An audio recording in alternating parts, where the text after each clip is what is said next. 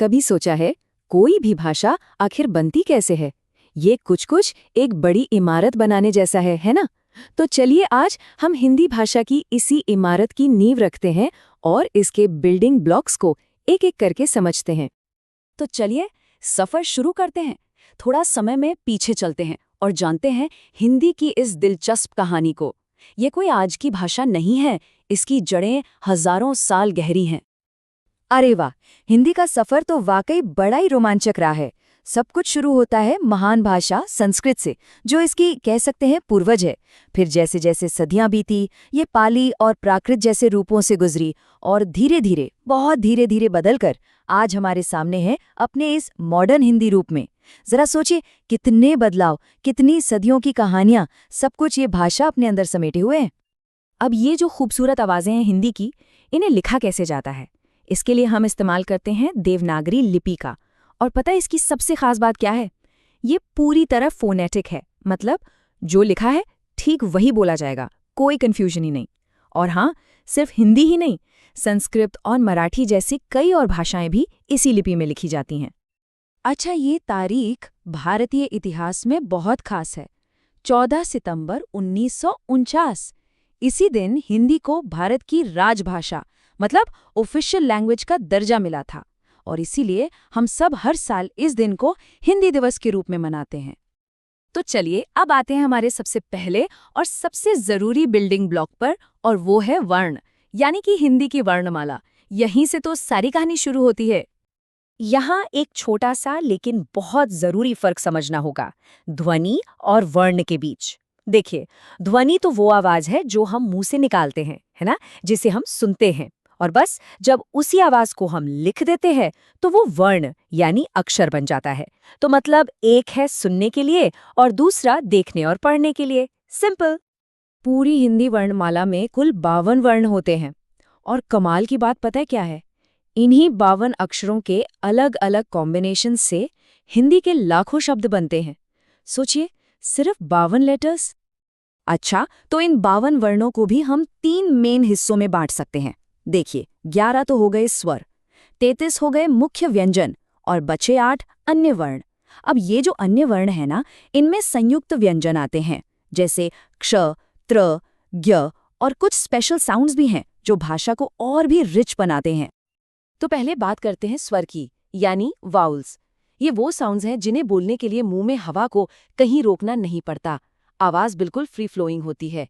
ये अपने आप में कंप्लीट हैं, इन्हें किसी और अक्षर की मदद की जरूरत नहीं। कह सकते हैं कि ये भाषा की आत्मा है। और फिर आते हैं व्यंजन। इनको बोलने के लिए हमेशा एक स्वर की मदद चाहिए। मतलब ये स्वरों के बिना अधूरे हैं। जैसे बोलकर देखिए, क।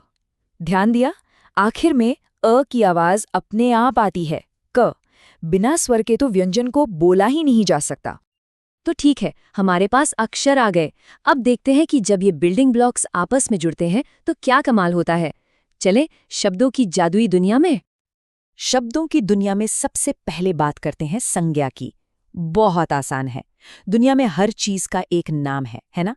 बस उसी नाम को हम संज्ञा कहते हैं। फिर चाहे वो कोई इंसान हो, कोई जगह हो, कोई चीज या फिर कोई फीलिंग। अब देखिए, ये भी बड़ा दिलचस्प है कि हिंदी में संज्ञा 5 तरह की होती है। पहली है व्यक्तिवाचक। ये किसी एक खास व्यक्ति, जगह या चीज के लिए है, जैसे राम एक खास नाम है।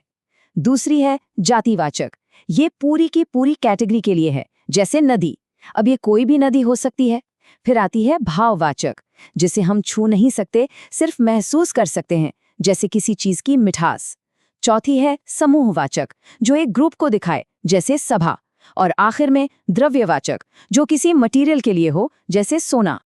संज्ञा के अलावा ये 3 और हैं जो टीम के जरूरी खिलाड़ी हैं। एक है सर्वनाम, ये हमें बार बार नाम दोहराने की मेहनत से बचाता है। फिर है क्रिया, जो बताती है कि भाई एक्शन क्या हो रहा है। और फिर विशेषण, जो चीजों की खासियत बताकर उन्हें और इंटरेस्टिंग बना देता है। सच कहूं तो इनके बिना हमारे वाक्य एकदम अधूरे और बेजान से लगेंगे। तो ठीक है, हमारे पास अक्षर भी हैं और शब्द भी, यानी बिल्डिंग ब्लॉक्स तैयार हैं, लेकिन इन्हें सही तरीके से जोड़ें कैसे ताकि कोई मतलब निकले? बस यहीं पर एंट्री होती है व्याकरण की। ये एक तरह का इंस्ट्रक्शन मैनुअल है जो हमें नियम बताता है। अब जरा शब्दों का असली जादू देखिए। हमारे पास एक शब्द है मान, मतलब सम्मान, रिस्पेक्ट। अब इसके ठीक आगे बस एक छोटा सा उपसर्ग लगा देते हैं, अप, और शब्द क्या बन गया? अपमान। देखा आपने, एक छोटे से हिस्से ने पूरा का पूरा मतलब ही पलट दिया, एकदम 180 डिग्री। इसी तरह भाषा में उल्टे अर्थ वाले शब्द यानी विलोम, ये भी बड़े कमाल के होते हैं। जैसे ये देखिए, अमृत और विष। ये सिर्फ दो शब्द नहीं हैं, ये तो जिंदगी और मौत, उम्मीद और अंत, इन सबके दो अलग अलग पहलू दिखाते हैं। एक और उदाहरण देखते हैं, आकाश और पाताल। ये सिर्फ ऊपर और नीचे की बात नहीं है, ये शब्द असल में ऊंचाई और गहराई, उम्मीद और निराशा जैसी कितनी गहरी फीलिंग्स को दिखाते हैं। यही तो है भाषा की खूबी। तो चलिए अब इन सभी बिल्डिंग ब्लॉक्स को एक साथ मिलाते हैं और देखते हैं कि भाषा सिर्फ जानकारी देने का एक टूल नहीं है, बल्कि ये हमारी भावनाओं को, हमारी संस्कृति को कितनी खूबसूरती से सामने रखती है। जरा इस मुहावरे को देखिए, आंखें चार हो ना। अगर इसका लिटरल मतलब निकाले तो क्या होगा? दो लोगों की दो दो आंखें मिलकर चार हो गई। लेकिन जरा सोचिए, इसका असली मतलब क्या हो सकता है भला? इसका असली मतलब है जब दो लोगों की नज़रें मिलती हैं, आई कांटेक्ट होना। देखिए कितनी खूबसूरती से ये दिखाता है कि भाषा सिर्फ शब्दों का खेल नहीं है, ये तो इशारों और भावनाओं की भी जुबान है। तो हमने देखा कि कैसे सिर्फ 52 वर्णों से अनगिनत कहानियां, कविताएं और ना जाने कितने विचार बन सकते हैं। ये बात सोचने पर मजबूर करती है कि दुनिया की हर भाषा अपने आप में एक अनोखी और खूबसूरत इमारत है। कभी सोचा है कि हम जिस भाषा में बात करते हैं उसके अपने बिल्डिंग ब्लॉक्स क्या हैं?